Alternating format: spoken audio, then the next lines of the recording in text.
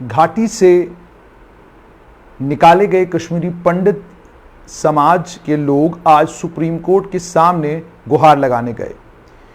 कश्मीरी पंडित समुदाय की हत्याओं को लेकर सुप्रीम कोर्ट में आज एक पिटीशन फाइल किया गया, लेकिन सुप्रीम कोर्ट ने उस पिटीशन को सुनने से इनकार कर दिया। सुप्रीम कोर्ट ने इनकार कर दिया कि वो एडवोकेट टीकालाल टपलू की हत्या के मामले में जो 1999 में हुई थी, उसमें जो जांच की मांग की जा रही है, उस पिटीशन को सुनने से सुप्रीम कोर्ट ने इनकार कर दिया।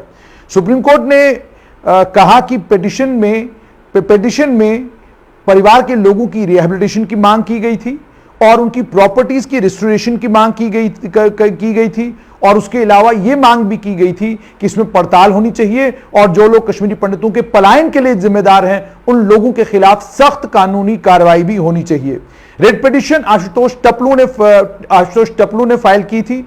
ये स्वर्गीय एडवोकेट टीकालाल टपलू के सुपुत्र हैं। इन्होंने प्रोटेक्शन, रिहैबिलिटेशन, परिवार के लोगों की, उसके अलावा पड़ताल, जांच पड़ताल और साथ में उन तमाम लोगों के खिलाफ सख्त कानूनी कार्रवाई की मांग की थी जो लोग कश्मीरी पंडित हत्याओं के लिए जिम्मेदार हैं। खास तौर पर उन्होंने अपने पिता को लेकर कहा था कि जो मेरे पिता के हत्यारे हैं उन हत्यारों के खिलाफ सख्त कानूनी कार्रवाई होनी चाहिए। वो सुप्रीम कोर्ट में यह पिटीशन लेकर गए। सुप्रीम कोर्ट का बेंच जस्टिस बी.आर. गवई और जस्टिस सी.टी. रवि कुमार ने इस मामले को सुनने से इनकार इस बुनियाद पर किया कि इसी तरह का एक और मामला सुप्रीम कोर्ट के समक्ष आया था, लेकिन सुप्रीम कोर्ट ने उसको भी सुनने से इनकार किया था। जस्टिस गवई जो बेंच पर थे, उन्होंने कहा कि we are not inclined to interfere, हम इस मामले में इंटरफेयर करने के लिए तैयार नहीं है, हम डिस्क्रिमिनेट नहीं कर सकते। जब हमने इससे पहले इसी तरह की एक पिटीशन आई थी, हमने उस पिटीशन को नहीं सुना, तो फिर इस पिटीशन को सुनने का मामला कैसे बनता है। बेंच ने पिटीशनर को यह इजाजत दे दी कि वो बाकी रेमेडीज भी अवेल कर सकता है और पिटीशन को डिसमिस किया एज विड्रॉन की पिटीशन उन्होंने विड्रॉ की है। 2 सितंबर को बेंच ने इसी तरह का मामला जो था एक पीआईएल एनजीओ ने फाइल की थी, वी द सिटीजन्स ने, उन्होंने कश्मीरी पंडित हत्याओं को लेकर जो 1990 में हुई थी उनको लेकर जांच की मांग की थी और उन तमाम लोगों की रिहैबिलिटेशन की मांग भी की थी, पुनर्वास की मांग भी की थी जिन लोगों को घाटी छोड़कर भागना पड़ा था। बेंच ने उस समय वी द सिटीजन एनजीओ को भी आजादी दी थी कि आप केंद्र सरकार के समक्ष अपनी रिप्रेजेंटेशन को मूव कर सकते हैं और केंद्र सरकार से गुजारिश कर सकते हैं कि आप इस मामले में एक जांच के आदेश दे दें। आज सीनियर एडवोकेट गौरव भाटिया जो टपलू की तरफ से सुप्रीम कोर्ट के सामने खड़े थे, उन्होंने इस पिटीशन को एनजीओ की पिटीशन से अलग बताया और यह कहा कि जो एनजीओ ने पिटीशन फाइल की थी वो एक समाज की तरफ से थी, लेकिन यह पिटीशन स्वर्गीय टीकालाल टपलू के सुपुत्र आशुतोष टपलू ने फाइल की है और आशुतोष टपलू के चूंकि पिताजी की हत्या आतंकियों ने की है, इसलिए इसे एनजीओ की पिटीशन के साथ कि जैसा कहना ठीक नहीं होगा। जब उन्होंने ये कहा तो उन्होंने कहा कि मुझे आजादी है, 32 साल हो चुके हैं, लेकिन अभी भी कोई पड़ताल का नामो निशान कहीं नहीं है। मैं फर्क करना चाहता हूं, मैं दुखी हूं, मेरे मौलिक अधिकारों का हनन हुआ है, मेरे संवैधानिक अधिकारों का हनन हुआ है और जिस तरह का माहौल है उस माहौल में वहां पर मैं इसे परस्यू नहीं कर सकता हूं।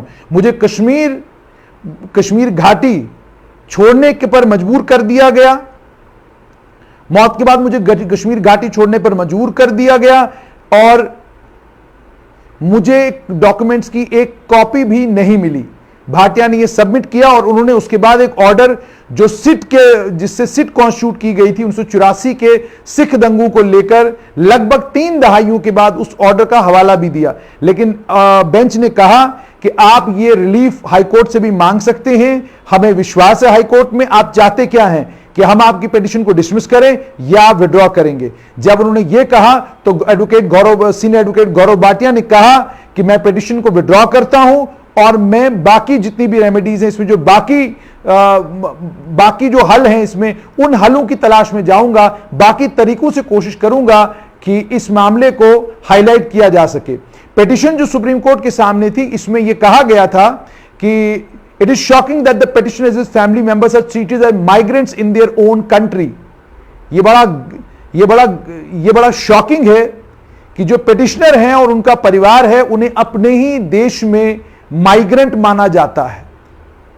जबकि पेटिशनर और उसका परिवार, पेटिशनर और उसके परिवार ने घाटी अपनी मर्जी से नहीं छोड़ी थी, बल्कि आतंकवाद के कारण छोड़ी थी, जहां पर आतंकवाद और इस्लामिक फंडामेंटलिज्म के नारे लगाए जा रहे थे और कश्मीरी पंडितों को यह कहा जा रहा था या तो आप धर्म बदलें या छोड़कर चले जाएं या फिर आप मारे जाएंगे। ये कश्मीरी में वो बार बार इसको रिपीट भी करते हैं, रिलीव गलीव सेलिव। तो रिलीव का मतलब ये होगा कि कन्वर्ट हो जाइए, गलीव का मतलब हो गया कि मर जाइए और सेलिव का मतलब हो गया कि आप छोड़ दीजिए। तो ये बात जो है उन्होंने कोर्ट के समक्ष रखी। पिटिशनर ने लॉ कमीशन की रिपोर्ट को का भी हवाला दिया कि chairperson justice retired MK. Hanjura ने लॉ कमीशन की रिपोर्ट में ये कहा था, उन्होंने पिटिशन में ये कहा कि रिपोर्ट ने Jammu Kashmir migrant immovable property prevention protection restraint on distress cell act 1997 को लेकर कहा था कि उसको अमेंड किया जाना चाहिए। उसको लेकर भी उन्होंने कहा कि इस मामले में भी कोई कदम नहीं उठाया गया है। और उसके बाद यह भी कहा गया कि प्रोब और प्रोसिक्यूशन एक सिट करनी चाहिए और सिट जो है रिटायर्ड जज जो है उसको हेड करनी चाहिए ऑनरेबल कोर्ट के, ताकि इस पिटिशनर को इस मामले में इंसाफ मिल सके। और सिर्फ इतना ही नहीं, which will also help other family members of Kashmiri Pandit community, बाकी पंडित कम्युनिटी के परिवार के लोगों को भी इससे फायदा होगा।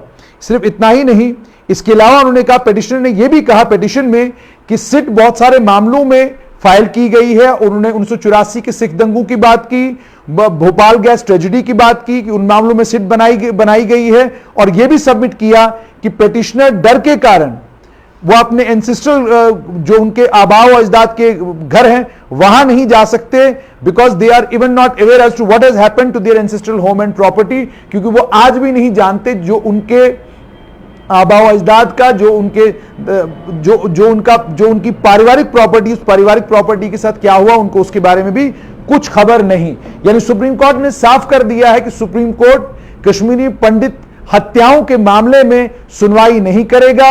सुप्रीम कोर्ट के समक्ष आज एक मामला है जिस मामले में गुजारिश ये थी कि सुप्रीम कोर्ट मरकजी केंद्र सरकार को यह आदेश दे कि आप कश्मीरी पंडितों की हत्याओं के मामले में एक सिट का गठन करें। सिट जो है रिटायर्ड जज जो है सुप्रीम कोर्ट के, उस सिट को हेड करने चाहिए और वो मामले की पड़ताल करनी चाहिए। मामले की पड़ताल शुरुआत होनी चाहिए एडवोकेट शहीद एडवोकेट टीकालाल टपलू से, और उसके बाद अन्य जो कश्मीरी पंडित हत्याएं घाटी में हुई हैं उन हत्याओं की भी जांच पड़ताल की जानी चाहिए ताकि सच सामने आ सके। सुप्रीम कोर्ट ने यह सब कुछ सुना, लेकिन सुप्रीम कोर्ट ने कहा कि हम इसे एंटरटेन नहीं करेंगे, क्योंकि इस तरह का मामला पहले भी सुप्रीम कोर्ट के सामने आया था जब हमारे उस वक्त भी उसको एंटरटेन नहीं किया गया था। हम डिस्क्रिमिनेट नहीं कर सकते। यानी जिन्होंने पहले पिटिशन फाइल की वी द सिटीजन जो एनजीओ थी, जब हमने उनकी नहीं सुनवाई की तो इस मामले में भी सुनवाई करने का मतलब नहीं बनता। आप जाइए, कुछ और रेमेडीज, कुछ और रास्ते ढूंढिए। और उसमें यह भी कहा गया कि हाईकोर्ट है, आप हाईकोर्ट के समक्ष जाकर अपनी बात रख सकते हैं। यानी इस मामले में साफ यह कि सुप्रीम कोर्ट ने कश्मीरी पंडित हत्याओं के मामले में, और खासतौर पर चूंकि यहां पर मामला आशुतोष टपलू ने अपने पिता स्वर्गीय एडवोकेट टीकालाल टपलू को लेकर उन्होंने मामला सुप्रीम कोर्ट के समक्ष रखा था, लेकिन सुप्रीम कोर्ट ने उस मामले को भी सुनने से इनकार कर दिया।